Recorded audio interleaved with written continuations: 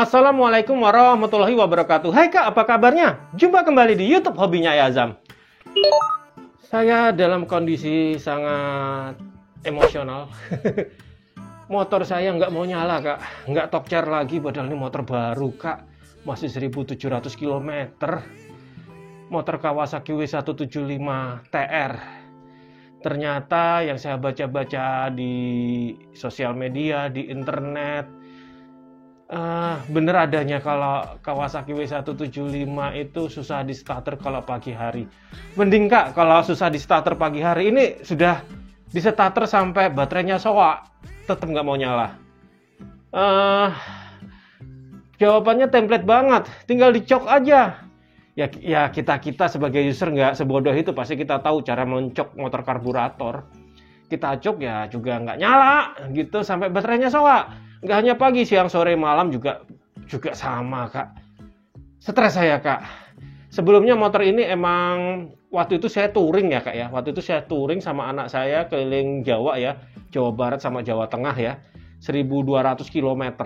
Lalu motor ini saya titipkan di Semarang, di rumah teman saya. Nah di situ tuh motor itu diem selama 16 bulan. Oke lah, sampai di sini saya paketkan ya. Sudah ada videonya Kak, pengalaman saya mempaketkan motor. Sampai di sini ya saya bongkar karburatornya, saya bersihin total sampai selubang-lubang terkecil saya bersihin. Tapi tetap aja nggak mau nyala. Pusing saya Kak, pusing. Maksudnya motor ini nggak mau nyala, dia nggak tokcer Kak. Maunya saya itu kayak masih baru, di starter langsung nyala, di starter langsung nyala. Ya tapi ini nggak bisa. Kalau sudah, ya kalau aki saya bersihkan, maksud saya karburator saya bersihkan, bensin saya pancing ya dari busi ya, bisa nyala. Tapi setelah itu kalau motor sudah diem sehari, nggak mau nyala lagi. Sangat pusing sampai baterainya soak, sampai nggak mau nyala lagi. Nah ini kan motor untuk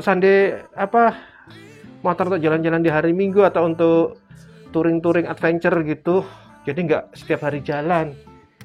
Mumet saya Kak, ini keadaannya. Aki lagi saya charge ya lagi karena soak, barusan saya coba. Dan kemudian karburator saya copot. Ini saya nyoba pakai karburator PE28 Kak, iseng-iseng aja. Iseng-iseng aja ya. Ini karburator saya copot. Busi bagus Kak, busi bagus, warnanya juga bagus. Aduh. Dan ini adalah karburatornya Kak. Nah ini saya punya macam-macam karburator. Ini karburator GL Pro Kak, original. Cuman sudah 20 tahun nggak nyala. Pas saya bongkar isinya serbuk-serbuk putih kayak gini Kak. Nih, ini susah banget dihilangin nih. Saya pengen membersihkan aja untuk jadikan pajangan nanti. Nah ini karburator PE28 dari Ride It Kak. Saya coba di mana, di W175 TR nyala sih Kak, nyala. Cuman saya pengen pakai karburator originalnya karena bagaimanapun juga original is the best, Kak. Nah, saya itu habis beli pilot jetnya. Kita bongkar dulu, Kak. Saya ada rencana untuk mengganti pilotnya ya. Pilot jetnya dari ukuran 26 itu kecil banget ukurannya. Jadi 42. Nah, saya itu referensinya dari internet ya, Kak ya. Saya cari-cari pengalaman-pengalamannya orang lain yang ternyata pengalamannya sama sih. Susah nyala. Ya, bukan nggak mau nyala, susah nyala ya. Ini dari KYTA ukuran 42. Mudah-mudahan aja bisa kepasang ya, Kak ya. Ini sudah saya bersihkan total sampai megacoolnya habis 1 kaleng. Sudah mengkilat deh, Kak, dijamin. Oke, kita bongkar dulu karburator ini. Kita bongkar, Kak, karburatornya.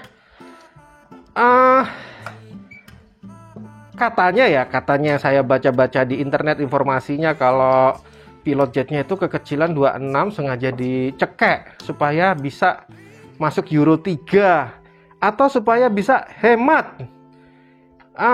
Cuman efek sampingnya memang akhirnya susah nyala.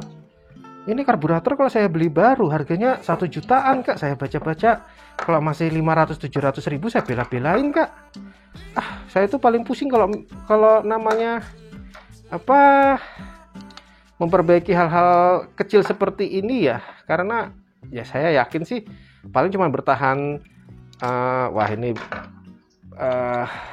bensinnya ngocor lagi, bertahan berapa saat doang. Terbukti kan habis dibersihin ya ngadat lagi. Bentar, Kak, saya bersihin dulu ini tumpahan bensinnya. Sayang mejanya, Kak, mahal. Ini karburator udah kesekian kali saya copot, Kak. Kalau ada pertanyaan, yakin karburatornya aja? Yakin, Kak. Karena saya ganti dengan PE28 mah tokcer-tokcer aja. Atau bensinnya kotor ya? Saya pakai Shell. Sekarang saya pakai Shell. Saya suka pakai Shell. Bisa jadi sih karena ternyata motor ini nggak dikasih filter bensin. Atau sudah di dalam tangkinya kali ya?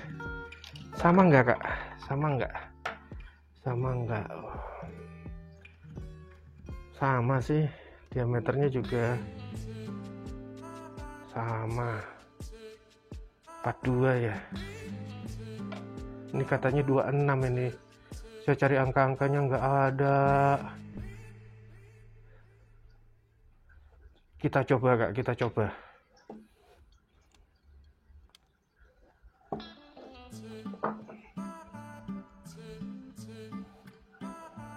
Bentar, ini dicopot dulu. Ini ada tulisannya 42, Kak, di sini, Kak. Ini entah bisa kelihatan nggak di monitor, di kamera. Ini ada tulisannya 42, Kak. Oke, kita pasang ya, Kak ya.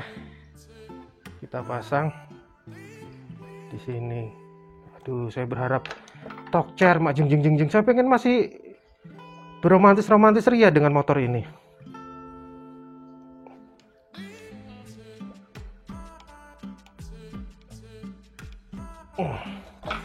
Ini sudah saya bersihkan total bersih, Kak. Kok pakai acara rusak-rusak segala ya. Harganya 1 juta lagi satu karburator ini. Oke, kita pasang dulu. Harapan saya bisa kembali normal. Jadi kalau saya mau pakai bisa start. Akinya nggak gampang soak. Atau ada hal-hal lainnya kali ya. Saya harus berpikir out of the box juga, di luar kotak juga nih. Jangan hanya karburatornya aja. Tapi saya cek businya, percikan apinya ada. Pusing. Katanya mesinnya si W175 itu ada loss compressionnya kayak waktu starter. Nah, ada juga yang mematikan loss compressionnya itu. Tapi saya nggak mau sampai area mesin, Kak. Motor itu motor baru, isinya pasti baru semua. Mau saya sampai bongkar-bongkar mesin segala. Mau dibawa ke bengkel Kawasaki. Ya motornya jalan dulu deh, gitu loh. Masa saya suruh ke Kawasaki? Jauh, Kak. Ada 10 kiloan, 10 apa 15 kilo dari rumah saya. Oke, kita pasang Kak.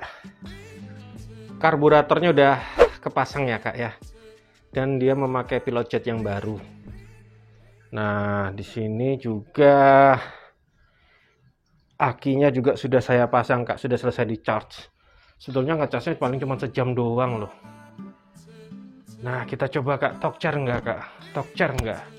Saya harapkan tokcer Kak. Menyebalkan. Ini motor baru sih, tapi kalau sudah tua gitu nggak tokcer sih nggak masalah ya. Dah, oke, kamera udah pada posisinya, kita coba tokcer apa enggak. Ini ya maklum Kak, saya masih merintis YouTube jadi belum mampu beli wireless mikrofon. Oke, kita coba tokcer. Dicok, sarannya semuanya dicok. Bismillahirrahmanirrahim.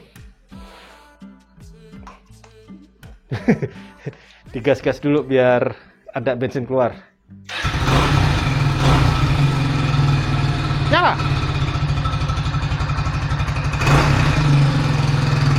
Nyala Kak. Apakah benar dari pilot jetnya? Atau nah ini stasioner malah? Atau apa ya? Ini nggak langsung closing Kak, saya nggak mau langsung closing ya. Kita tunggu, saya diamkan dulu 1 hari. Kita tunggu besok, didiamkan lagi 3 hari. Lalu dicoba. Tokcer nggak? Kalau memang tokcer ya berarti harus ganti pilot jet dengan ukuran yang lebih besar. Nggak apa-apa, nggak boros dikit. Yang penting tokcer. Jadi kalau kemana-mana itu ayem gitu loh Kak. Ayem pakai motor ini. Oke Kak, kita coba di 7 hari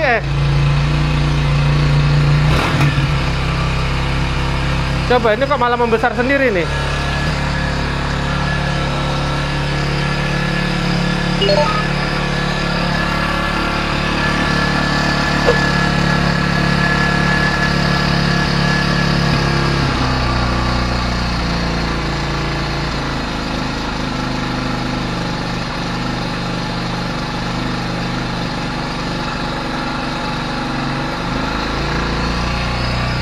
Malah membesar sendiri gasnya.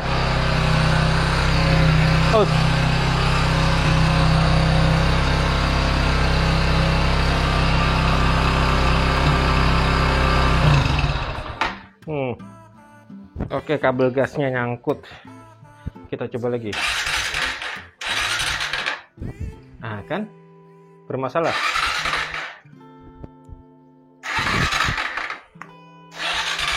Nah, seperti itu Kak.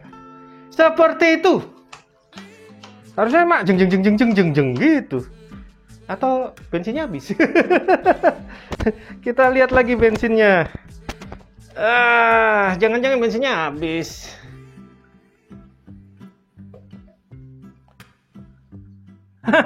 Bensinnya habis Kak.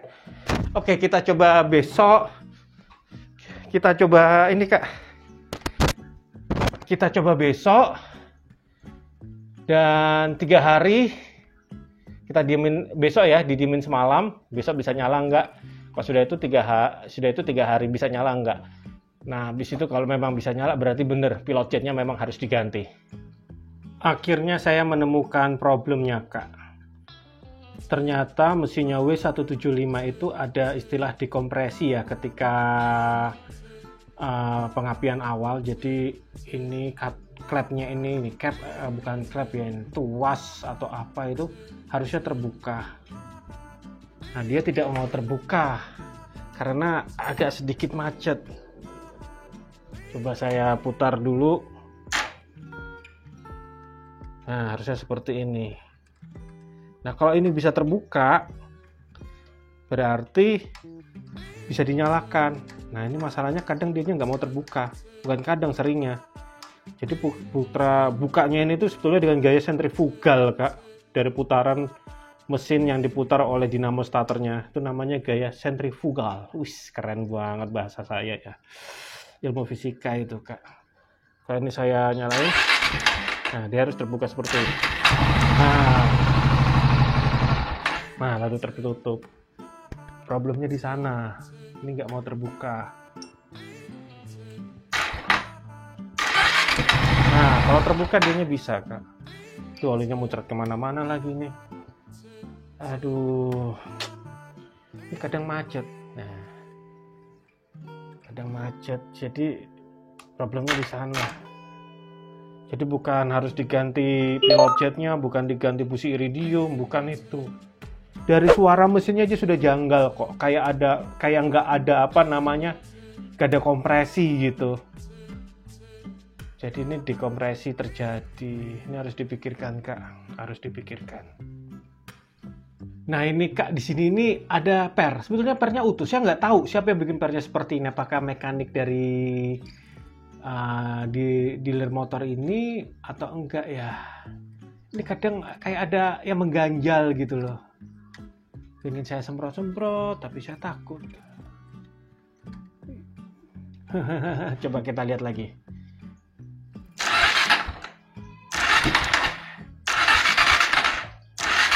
Kalau nggak mau terbuka kan begitu kak. Tuh, dari suaranya juga kelihatan kak. Sebentar.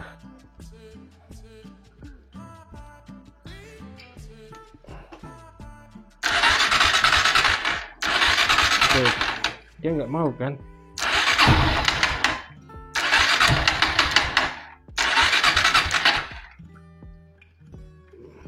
Apakah bensinnya habis lagi? Masa kamu habis-habisan sih bensinnya? Oh, masih banyak kok. Bahaya. Saya sudah utak-atik ini ya kak ya. Utak-atik. Pernya saya copot, saya rapikan lagi. Saya nggak tahu pernya merenggangkan siapa. Saya kalau ngelihat di marketplace namanya per dekompresi ya. Ini pelatuknya, ini tuasnya nih ya. Ini harusnya rapat, nggak renggang gini. Jadi kalau yang buka mesin ini ya terakhir ya bengkel. Cuman saya positive thinking aja, saya nggak menuduh ya.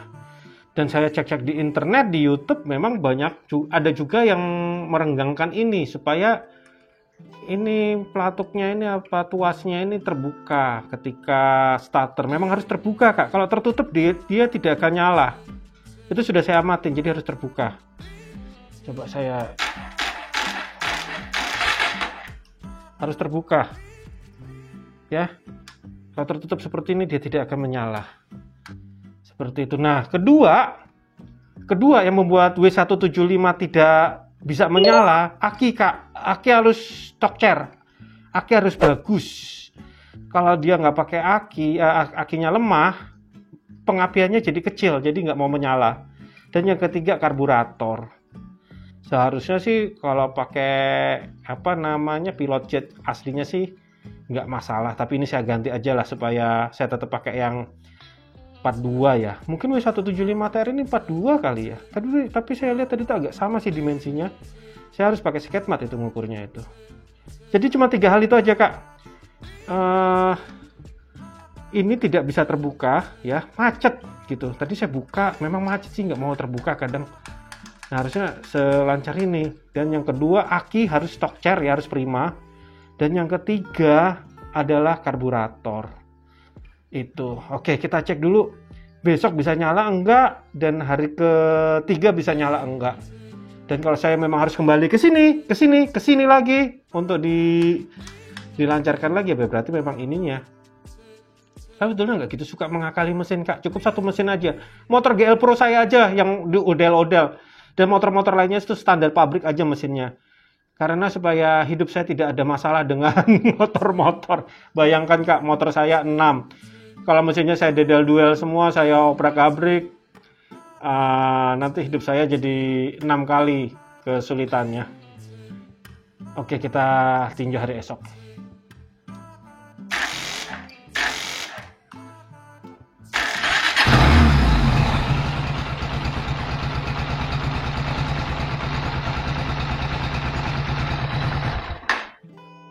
Saya cas dulu ya akinya ya kak ya. Saya cas dulu. Aki itu harus prima. Akinya itu harus prima supaya percikan businya itu gede.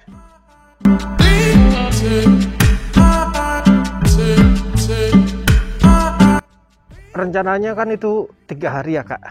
Ini ternyata sudah 7 hari saya diamkan aja motor itu di sini. Motor ini ya, di sini.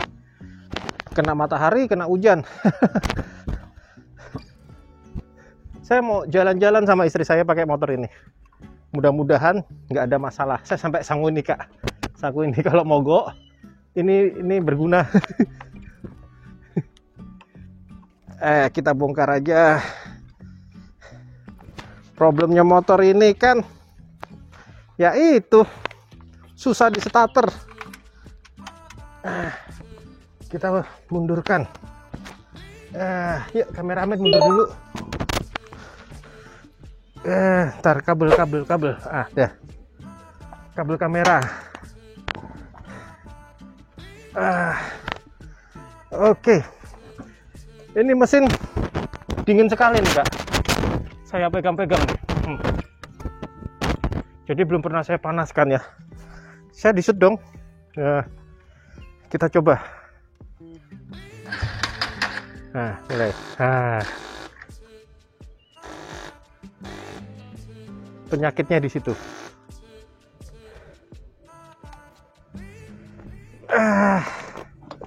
Nggak lucu.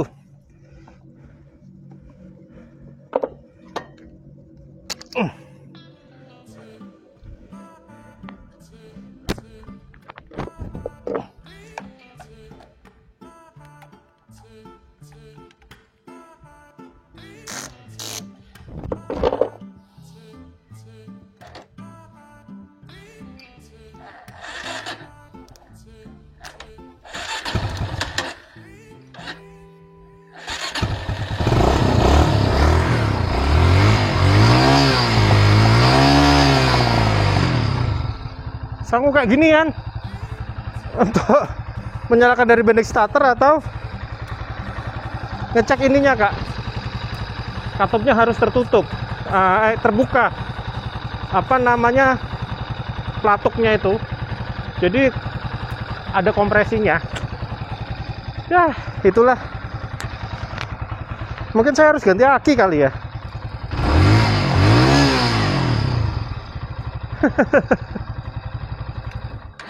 Selama main motor, lama-kelamaan saya lebih menyukai motor 1 silinder dengan berpendingin udara dan karburator. Karena motor ini paling enak dirawat sendiri di rumah dengan peralatan yang ada. Biaya perawatan yang sangat murah dan mudah diperbaiki jika terjadi kerusakan. Beda kalau sudah injeksi dan memakai pendingin cairan. Butuh biaya ekstra dan peralatan-peralatan khusus untuk merawat dan memperbaikinya. Tapi di motor W175TR, ternyata ada yang berbeda untuk motor 1 silinder berpendingin udara pada umumnya. Ada namanya katup dekompresi. Kita kembali dulu, Kak, tentang teori motor bakar. Cuman ada 3 syarat yang dipenuhi supaya motor bisa menyala. Yaitu pertama bahan bakar dan udara, kedua pengapian, dan ketiga adalah kompresi. Nah, masing-masing syarat ini harus diperiksa ketika motor tidak menyala. Problem yang saya alami di motor saya itu pertama adalah karburator yang kotor akibat endapan mesin karena 16 bulan motor tidak saya nyalakan. Di sini saluran dan pengabutan bahan bakar tidak ada. Saya sudah bangkotan hidup dengan motor karburator.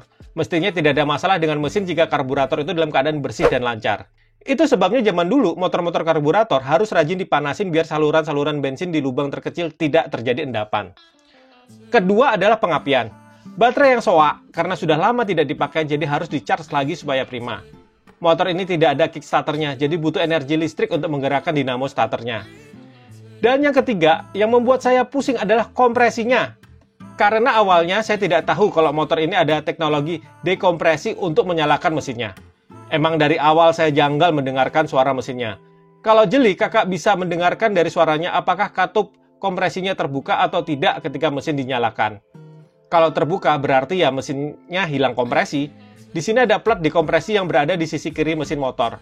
Plat itu tidak mau bergerak ke arah keluar ketika berputar. Sepertinya motor ini menggunakan gaya sentrifugal dari plat dekompresi. Di ilmu fisika, gaya sentrifugal adalah gaya ketika benda bergerak melingkar dengan arah yang menjauh atau keluar lintasan lingkaran. Nah, karena gaya ini maka katup dekompresi tertutup. Kemudian ketika mati, per dekompresi akan menarik plat tersebut untuk membukanya. Bagus sekali, Kak, ada teknologi ini di motor W175. Setahu saya, teknologi ini pernah dipakai di motor Harley Davidson lawas yang memakai kickstarter. Supaya enak menyalakan motor melalui kickstarter, nggak hanya bermanfaat untuk aki, supaya konsumsi arusnya nggak tinggi, tapi kalau seandainya motor ini ada kickstarternya, nggak bakalan itu kickstarter nendang balik kayak di motor GL Pro karena ada teknologi dekompresi di mesinnya. Sebenarnya emang motor W175 ini harus dilengkapi kickstarter deh, karena kekuatan kaki kita bisa membuat katup ini bekerja.